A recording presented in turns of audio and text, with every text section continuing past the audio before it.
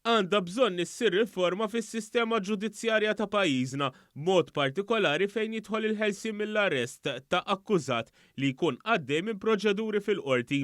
Sostna dan l-ekspettur tal-Pulizija u kriminologu John Charles Ellul dan fid-dawl li s-suspettat ewlieni fl-omiċidju ta' Mario Farrugia u li tressa il-qorti il-ġimgħa kien ingħata l-ħelsien mill-arrest sakemm qed jaffaċċja proċeduri kriminali oħra li fihom qed jiġi akkużat b'attentat taqtil.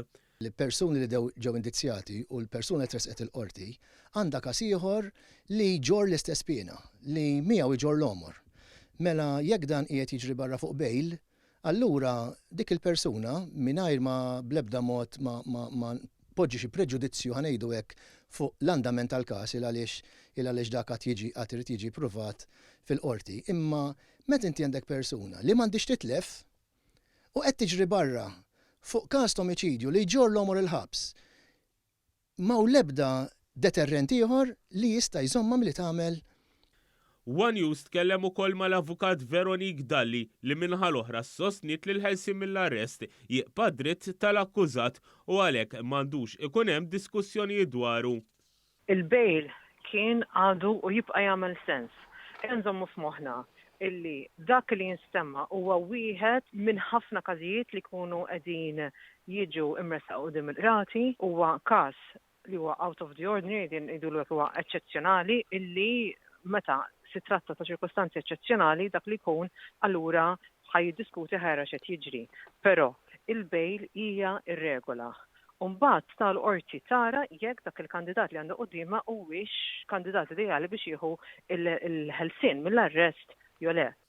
Fil-waqt li qal li dritt tal-ħelsien mill-arrest imur pari passu mal-preżunzjoni tal-innoċenza, Ellul sostna li jrid jinstab bilanċ bejn id-dritt tal-ħelsien mill-arrest u l-preżunzjoni tal-innoċenza. Sostna li ma jistax ikun li bniedem li jkun qed jiġi akkużat b'delitt idum ikaxkar is-snin, dan anke fid-dawl li wara kull delitt hemm il-vittmi u l-familjari. Allura l-effettività tal-bejl hemmhekk qed naraw illi mhix qed taħdem.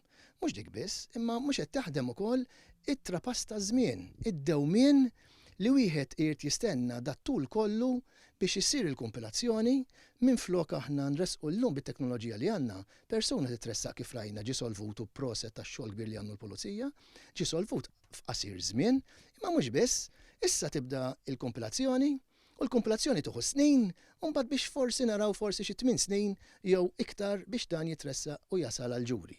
Fil-waqt li l-avukat Dalli qalet li hu perikolus li wieħed jaħseb li għandu jitneħħa l-ħelsien mill-arrest, qablet li għandu jkun hemm xi tip ta' riforma sabiex issir ġustizzja aħjar kemm mal-akkużat u anke mal-vittmi.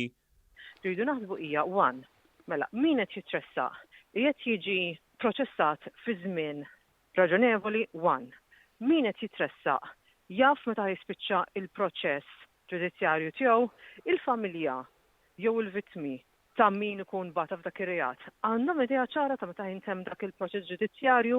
Le m'għandhomx. Għaliex? Għax liġi tagħna titkellem fuq ir-reati li huma ċari, titkellem fuq l-elementi ta' reati li huma ċarissimi, titkellem fuq il-pieni li ġorru reati, però ma titkellimx fuq meta għandu jispiċċa il-proċess ġudizzjarju. Huwa hemmhekk rridu nibdew niddiskutu.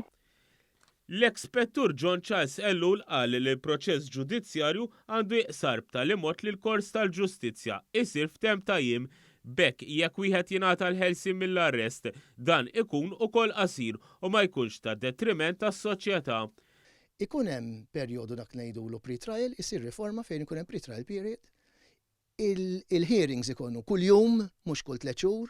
Ikun hemm perjodu pereżempju ta' 30 ġurnata fejn jinstemaw il-provi kollha, cut-off date, u mbagħad ngħidu 3 xhur oħra biex isiru dawk it-trattazzjonijiet għax evidenza għandha titpoġġa quddiem ġurija, jkun dak ngħidulu filter tal-informazzjoni li jkun hemm u bniedem jgħaddi ġuri kemm jista' jkun malajr.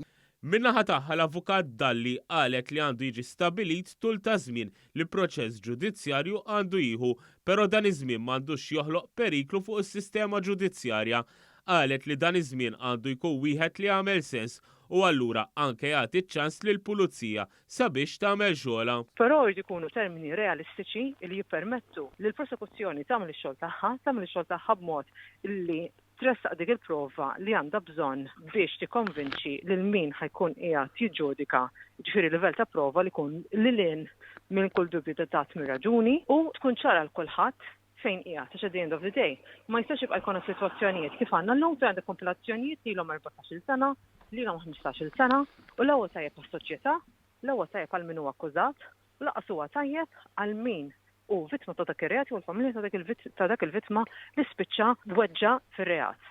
Intant, One News u informat li 3 persuni l-oħra li ġew arrestati ma' Elliot Paul Busuttil nhar l-erba' brabta mal-omiċidju ta' Mario Farrugia ingħataw il-police bail. Dan fil-waqt li fl-aħħar sigħat il-pulizija kelmet persuna oħra brabta ma' dan il-każ li wkoll ingħatat il-police bail.